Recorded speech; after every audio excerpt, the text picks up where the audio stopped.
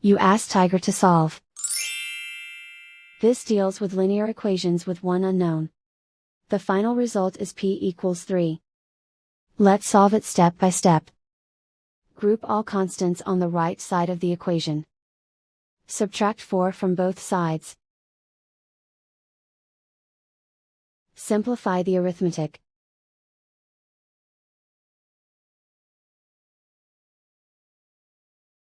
Isolate the p. Divide both sides by 8. Simplify the fraction. Find the greatest common factor of the numerator and denominator. Factor out and cancel the greatest common factor. And so the final result is p equals 3.